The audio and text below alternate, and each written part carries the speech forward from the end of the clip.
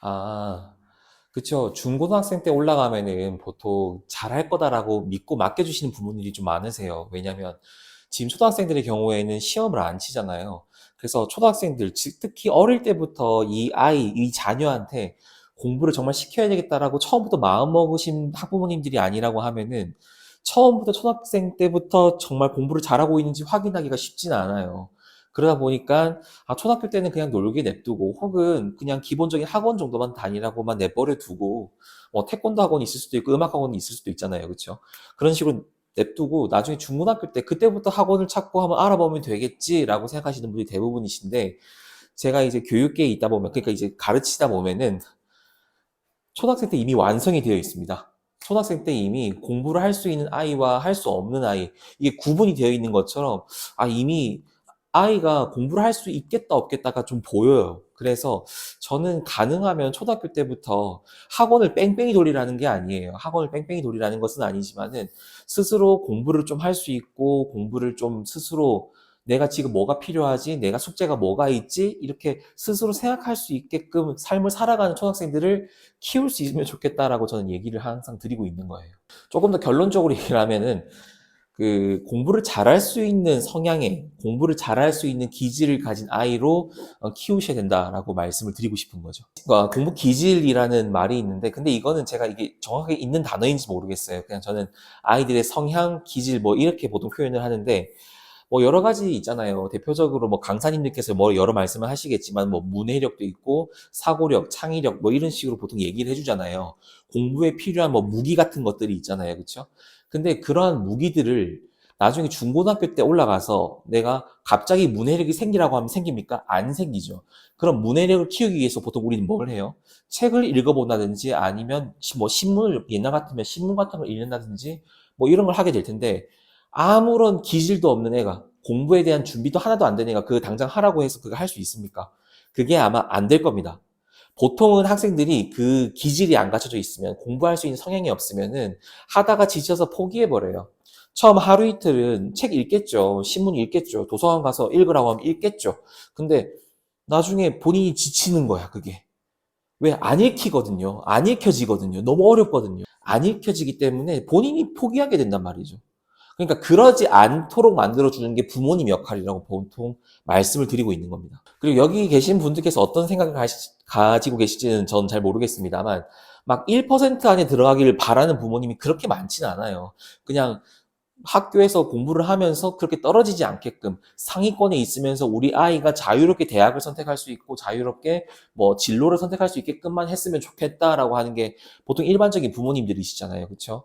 그러면은 입시 수학과 입시 영어 같이 이런 입시판에서만 기준으로 뭐 창의력이 막 뛰어나야 되냐, 뭐 사고력이 엄청 뛰어나야 되냐라고 하시는데 그 정도는 아닙니다.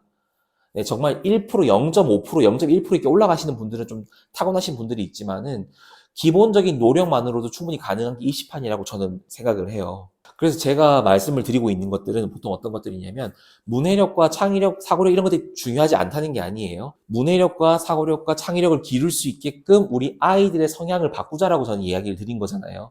주로 어떤 게 있겠습니까? 인내력 같은 것도 있을 수도 있고요. 아니면 지속력 같은 것도 있을 수도 있고 뭐 아니면은 차분함 뭐 이런 것도 있을 수도 있고요. 그렇죠? 아이들이 공부를 할 수 있게끔 삶의 방향을 설정을 좀 해주고 삶의 방식을 좀 지도해 줄 수 있는 게 부모님의 역할인데 요즘은 그런 부모님의 역할이 굉장히 많이 무너져 있습니다. 그래서 가정에서 그게 잡히지가 않으니까 학교에서도 문제가 생기고 학원에서도 문제가 생기는 거잖아요. 그리고 나중에는 입시판에서도 문제가 생기죠. 안 되죠, 공부가. 될 수가 없어요, 그거는. 자, 그러면은 이제 좀 착각하기가 쉬우신 게, 그러면 지금 당장 가가지고 애들 막 뭐 좋은 생활 습관을 가질 수 있게끔 인내심 기른다고 해가지고 애가 좀 더 못 참는다고 해가지고 바로 막 혼내버리고 이걸 말씀드리는 게 아니라 아이는 아이답게 저희는 지금 초등학생들에게 포커스가 맞춰져 있잖아요. 그렇죠? 그럼 초등학생들에게 맞춰서 대해주세요. 부모님부터 그런 사람이 되셔야 되죠. 부모님부터 인내심을 가지고 상황 판단을 하면서 살아갈 수 있는 그런 힘이 있으셔야 되는데 그게 아니면 좀 우리 아이들이 그걸 보고 자랄 수가 없잖아요. 부모님부터 하시라는 게 딱 그런 이야기가 되는 겁니다. 부모님부터 공부를 잘할 수 있는 기질을 좀 가지셨으면 좋겠고 또 공부를 좀 잘 접할 수 있는 환경에 노출이 될 수 있게끔 부모님 조금 더 애들을 밀어주시고 이렇게 하면 좋지 않을까라고 좀 이야기를 드리는 거예요. 그냥 제 경험에 의해서만 한번 말씀을 드려볼게요. 공부를 잘했던 애들 중에서 어떤 애들이 있었냐면 첫 번째는 차분한 아이들이 보통 공부를 잘했습니다. 이 차분함에 헷갈릴 수가 있는데 무기력한 것과 차분한 것은 다른 거예요.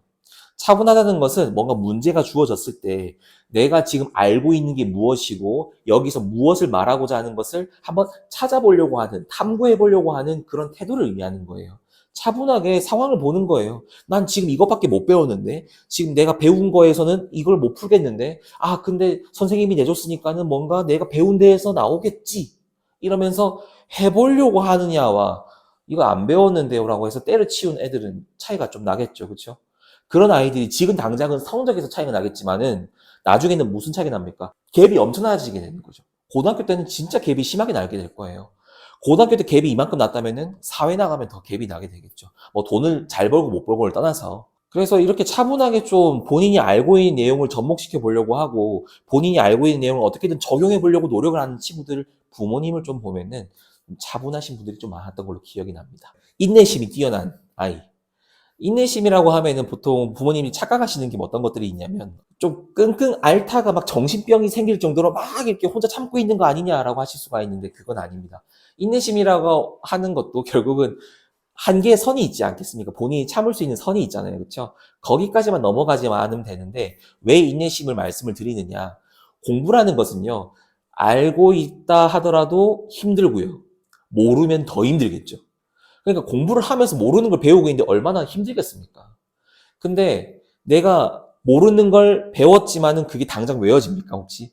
안 외워지죠. 그럼 문제를 풀면 어떻게 돼요? 틀리겠죠.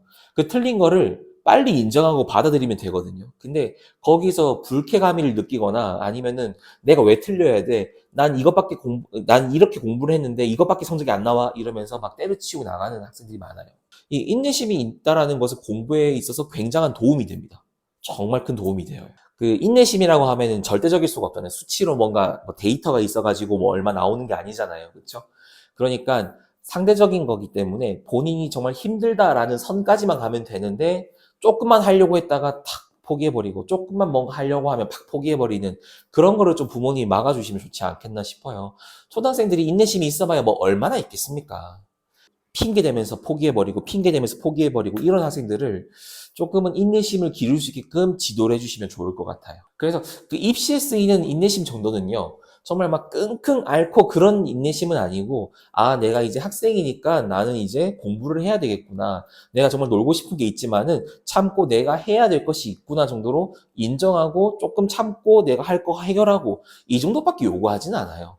인내심이라고 제가 말씀을 드리면은 막 엄청 참아야 되는 거 아니냐고 하시는데 그건 아니라는 겁니다. 아, 그리고 본인이 할 것을 스스로 찾은 학생들도 있어요. 그런 학생들 공부를 잘할 수밖에 없죠. 말만 들어도 너무 환상 속에 있는 그런 아이 같지 않나요? 스스로 애가 숙제도 하고 스스로 공부할 걸 찾아서 공부한다. 엄청난 거잖아요. 그렇죠? 조금 극단적인 이야기일 수도 있지만은 어떤 부모님들이 계시냐면 당장 먹을 게 없기 때문에 당장 쓸 돈이 없기 때문에 그제서야 돈을 벌러 나가시는 분들도 계시고요. 혹은 초등학생 때, 중학생 때 쫙 니 알아서 해라 딱 이러면 던져놓고 고등학교 되니까 그제서야 성적 가지고 아이를 막 족쟁이 치시는 분들이 계세요. 그러니까 당장 눈에 딱 보이니까 당장 피부에 와닿으니까 움직이시는 좀 되게 수동적이신 분들이 계시거든요. 이게 아이들한테서도 좀 나타나요. 부모님이 굉장히 무기력하시고 수동적이시면은 아이들도 수동적이 될 수밖에 없어요. 숙제를 물어보면 그제서야 확인하고요.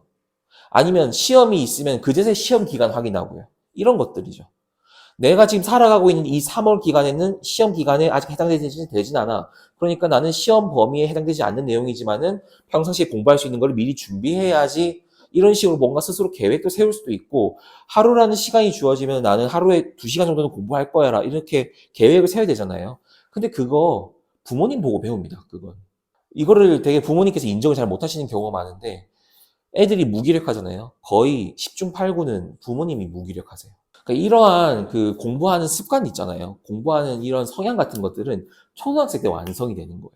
아, 왜 아이들과 교감하기 좋은 나이가 초등학생 아닙니까? 얼마나 말 잘 들어요, 초등학생들. 아니, 물론 뭐 말 안 듣는 애들도 있긴 하겠지만은, 그래서 초등학교 1, 2, 3학년 이 초창기 때는, 초등학교 이 저학년일 때는 딱 공부 습관 잡기 너무 좋아요. 책 읽는 습관이라든지, 뭔가 문맥 파악을 해보려고 하는 노력이라든지, 친구들과 대화하는 방식이라든지, 얼마나 교육하기가 좋습니까? 이때 부모님과 교감을 하면서 아이들이 공부를 잘할 수 있는 습관을 같이 좀 만들어 보시면 너무 좋아요. 근데 이거를 부모님들이 잘 모르신다는 거지. 그래서 좀 말씀을 드리는 거예요, 저는. 혼자 있는 것을 힘들어하는 학생들은 공부를 좀 잘 못했습니다. 좀 말을 바꾸면은 혼자 있는 시간 좀 잘 즐길 수 있는 학생들. 그런 학생들도 꽤 좋은 성적이 나왔던 것으로 기억이 나는데, 이 왜 그러냐면, 나중에 아이들은 친구 문화가 생길 거예요. 지금 이렇게 초등학생들이다 보니까, 막 엄마랑 아빠랑 막 끼고 살 수 있는데, 나중에 중학생 되시면은, 고등학생 되시면은, 엄마 싫어, 아빠 미워! 이러면서 막, 이렇게 방문도 닫고 이제 사춘기가 세게 오실 텐데, 그때 보통 친구들과 문화가 많이 생기기 시작을 할 거예요. 근데 그게 공부에 어떤 식으로 영향을 주냐면, 친구가 없으면 스터디 카페도 못 가고 공부도 안 하는 애들이 나오기 시작을 합니다. 이게 좀 이상하잖아요. 친구와 상관없이 내가 성적이 나오는 건데 왜 친구에 그렇게 영향을 받을까? 친구가 없으면 공부하기 싫을 수도 있어요, 나중에는. 나 혼자 스터디 카페 가는 거 쿨하지 않아. 이러면서 스터디 카페를 안 갈 수도 있고, 학원도 친구 따라가지 않습니까? 나랑 맞는 선생님 찾는 게 아니라 그 학원에 누가 있냐? 이걸 물어보잖아요. 그래서 혼자 있는 시간을 너무 힘들어하는 학생들은 부모님께서 올바르게 좀 설 수 있게끔 만들어 놓는 게 좋아요. 그러고 나서 이렇게 홀로 설 수 있는 상태가 되었을 때 그때 친구들과 같이 공부하시면 효과가 되게 좋습니다. 그때 서로 경쟁이 되는데요. 제가 말씀드리는 거는 이 친구 없으면은 나 스터디 카페 안 가. 이 친구 없으면 나 학원 안 가. 나 혼자서 학원 안 알아볼래. 이렇게 되는 케이스입니다. 그래서 그거는 좀 조심하셔야 돼요. 맞아요. 공부 스킬은 중요해요. 1타 강사님이 왜 있겠어요? 1등급 그 안에서도 0.1%에 들어갈 수 있는 학생들에게 먹힐 수 있는 공부 스킬이 있으니까 1타 강사님들이 엄청 유명하시고 인정받는 거 아니겠습니까? 저는 그것을 부정하는 게 아니에요. 근데 제가 말씀드리고 싶은 것은 기본이 안 돼 있고 공부를 잘할 수 있는 그릇이 아니야, 애초에. 이 그릇조차 만들어 놓지 않고 아무리 좋은 공부 스킬이 있어봤자 저는 효과 없을 거라고 얘기를 하는 거예요. 효과가 공부를 안 하는 것보다는 낫겠지만은 1타 강사님께서 말씀해 주시는 그 공부 스킬이 의미 없다가 아니에요. 우리는 그런 식으로 1타 강사님들의 공부를, 그 강의를 100% 소화할 수 있게끔 우리 아이들 키워내야 된다. 거기에 집중하라고 말씀을 드리는 겁니다. 초등학교 4학년이나 5학년 전에는 여러분들이 좀 집중을 해주셔야 돼요. 보통 근데 제가 좀 만나보면은, 학부모님 만나보면은 이 부모님들이 같이 아이들과 노력하려고 하는 부모님들이 요즘 많이 없어요. 진짜 많이 없어요. 강의를 들으러 가시는 거 많거든요. 세미나 같은 거 들으러 가시는 거 많거든요. 근데 보통 그거 듣고 오시는 부모님들이 너 해. 이렇게 해서 아이한테 떠넘겨 버립니다. 네가 알아서 해야지. 엄마는 이거 세미나 듣고 왔는데 네가 이제 해야지. 초등학생 부모님이시라면은 이것부터 한번 생각해 보시라고 말씀을 드리고 싶은 겁니다.